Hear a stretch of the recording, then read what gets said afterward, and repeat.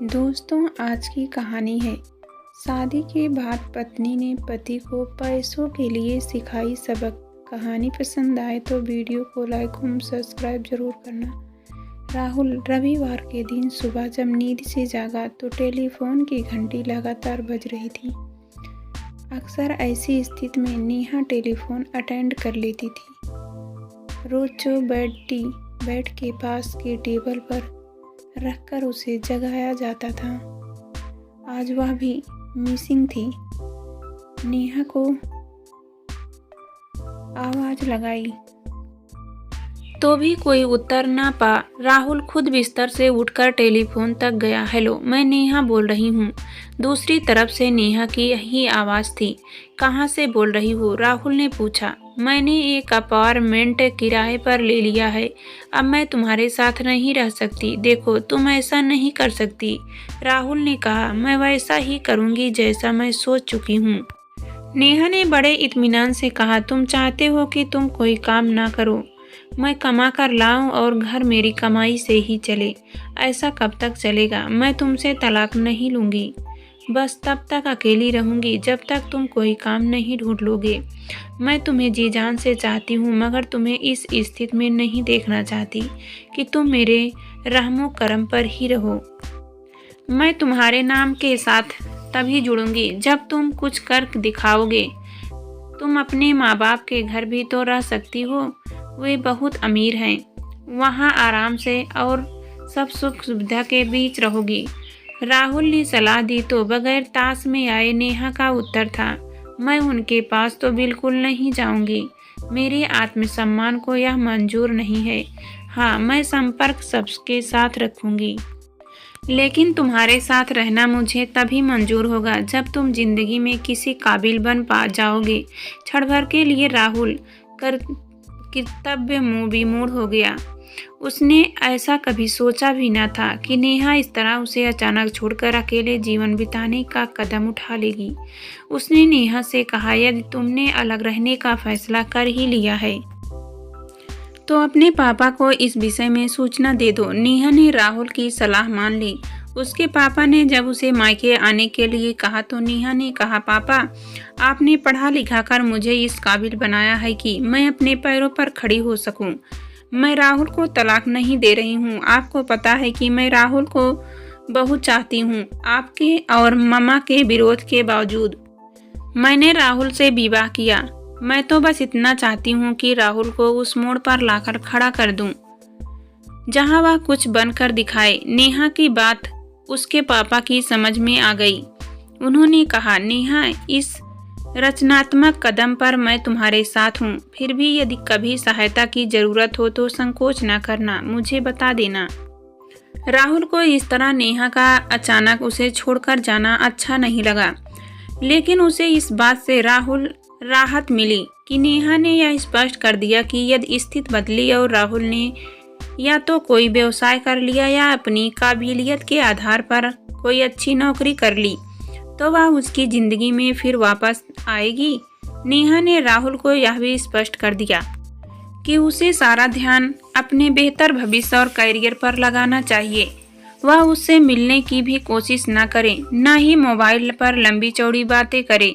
राहुल को तब बहुत बुरा लगा जब उसने अपना पता तो बता दिया, लेकिन साथ में यह भी कह दिया कि वह उसके घर पर न आए। तब वह ही आकर उससे मिल सकता है जब आय के अच्छे साधन जुटा ले और जिंदगी में उसकी उपलब्धियां बताने लायक हो। नेहा को इस बात का बहुत संतोष था कि अब तक उसकी कोई औलाद नहीं थी और वह स्वतंत्रता पूर्वक दफ्तर के कार्य पर पूरा ध्यान और समय दे सकती थी। नेहा के बॉस उम्र दराज और इंसानियत में यकीन रखने वाले सरल स्वभाव के व्यक्ति थे, इसलिए नेहा को दफ्तर के वातावरण में पूरी सुरक्षा और सम्मान हासिल था। एक योग्य, स्मार्ट और आधुनिक महिला के रूप में उसकी छवि बहुत अच्छी थी। दफ्तर के सहकर्मी उसका आदर करते थे। कॉलेज के कैंटीन में राहुल ने नेहा को पहली बार देखा था। वह अपनी बहन सीमा का दाखिला बीए में करवाने के लिए वहां गया था। पहली नज़र में नेहा उसे बहुत सुंदर लगी। वह अपनी सहेलियों के साथ कैंटीन में थी। बाद में उसे देखने के लिए वह सीमा को कॉलेज छोड़ने के बहाने से जाने लगा। नेहा को भी बार बार दिखने पर राहुल का व्यक्तित्व, चाल ढाल, तौर तरीका आकर्षक लगा। फिर सीमा से कहकर उसने नेहा से परिचय करा ही लिया। बाद में जब उन्होंने शादी की तब राहुल पोस्ट ग्रेजुएट था, लेकिन कोई नौकरी नहीं कर रहा था और नेहा MBA करने के बाद नौकरी करने लगी थी। राहुल से अलग रहने में नेहा ने कोई कष्ट अनुभव नहीं किया, क्योंकि यह उसका अपना सोचा समझा फैसला था। दृढ़ निश्चय और स्पष्ट सोच के कारण अपने बॉस की पर्सनल सेक्रेटरी का काम वह बखूबी कर रही थी। धीरे धीरे ऑफिस में बॉस के साथ उसकी नज़दीकियां बढ़ रही थी। ऐसे में उन्हें कोई गलतफहमी न हो जाए, इसके लिए उसने अपने संबंध के विषय में स्पष्ट करते हुए एक दिन उनसे कहा, सर, मैं अपने पति से अलग भले ही रह रही हूँ, किंतु मेरा पति के पास वापस जाना निश्चित है।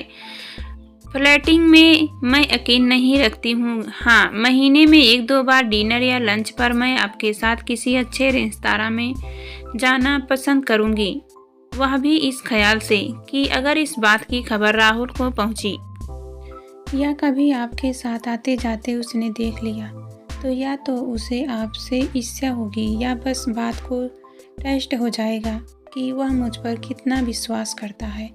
दूर रहने पर संदेह पैदा होने में देर नहीं लगती। उधर अपनी योग्यता के बल पर और कई इंटरव्यू देकर राहुल एक अच्छी नौकरी पा चुका था।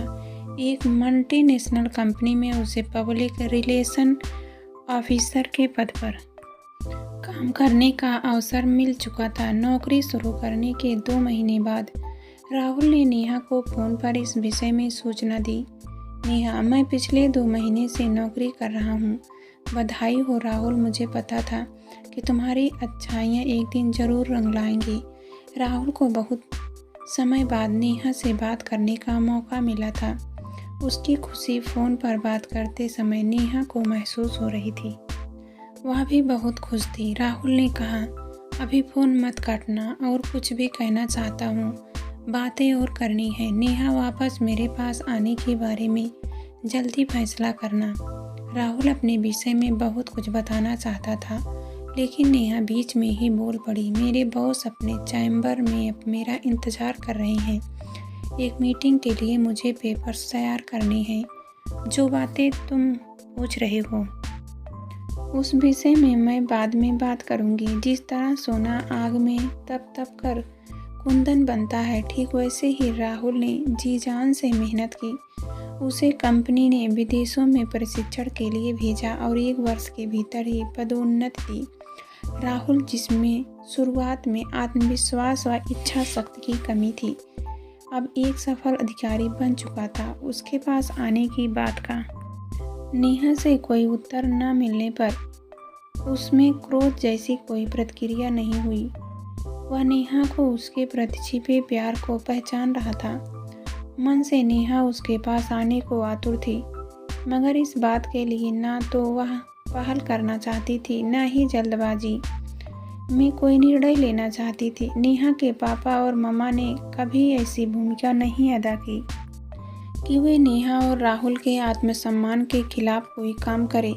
नेहा को पता भी नहीं चला कि उसके पापा राहुल को फ़ोन करके उसका हाल चाल जानते रहते हैं और अपनी तरफ से उसे उसके अच्छे करियर के लिए मार्गदर्शन देते रहते हैं। राहुल के पिता का देहांत उसके बचपन में ही हो चुका था।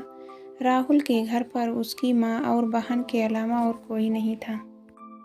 बहुत छोटी फैमिली थी उसकी। नेहा के बॉस ने एक दिन नेहा को बताया कि उसे उसके साथ एक मीटिंग में दिल्ली चलना है।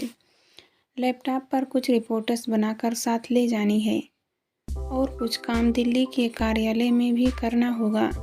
वहां जाने पर कामकाज की बेहद व्यस्तता होने पर भी वे समय निकालकर नेहा को डिनर के लिए कनॉट प्लेस के एक अच्छे रेस्तरां में ले गए। डिनर तो एक बहाना था, दरअसल वे संक्षेप में अपने जीवन के बारे में कुछ बातें नेहा के साथ शेयर करना चाहते थे। नेहा, तुमने एक दिन मुझसे स्पष्ट बात की थी कि तुम फ्लर्ट करने में विश्वास नहीं रखती हो, लेकिन किसी को पसंद करना फ्लर्ट करना नहीं होता। मैं तुम्हारे निर्मल स्वभाव और अच्छे कामकाज की वजह से तुम्हें पसंद करता हूँ, तुम स्मार्ट हो, हर काम लगन से समय पर करती हो। दफ्तर में सब सहकर्मी भी तुम्हारी बहुत तारीफ करते हैं। बॉस के ऐसा कहने पर नेहा ने बहुत आदर के साथ अपने विचार कुछ इस तरह व्यक्त किए। सर, जो बातें आप बता रहे हैं उन्हें मैं महसूस करती हूँ। आपको लेकर मुझे ऑफिस में कोई असुरक्षा की भावना नहीं है। आपने मेरा पूरा ख्याल रखा है। वो आगे बोले, मैं अपनी पर्सनल लाइफ किसी के साथ शेयर नहीं करता, लेकिन न जाने क्यों दिल में यह बात उठी कि तुमने अपने मन की बात कहूँ। तुम में मुझे अपनापन महसूस होता है। अगर मेरा विवाह हुआ होता तो शायद तुम्हारी जैसी एक बेटी होती। बचपन में ही माँ बाप का साया सिर से उठ गया था। तब से अब तक मैं बिल्कुल अकेला हूँ। घर पर जाता हूँ तो घर काटने को दौड़ता है। दोस्त हैं लेकिन कहने को सब व्यर्थ से जुड़े हैं। कोई रिश्तेदार शहर में नहीं है। शायद तुम्हें मेरे हाव भाव या व्यवहार से ऐसा लगा हो कि मेरी तरफ से फ्लर्ट करने जैसी कोई कोशिश आने अनजाने में हो गई है, लेकिन ऐसा नहीं है। मैंने माँ बाप को खाने के बाद मन में कभी यह बात आने नहीं दी कि मैं विवाह करूँगा। मेरी ज़िंदगी में किसी भी चीज़ की कोई कमी नहीं है।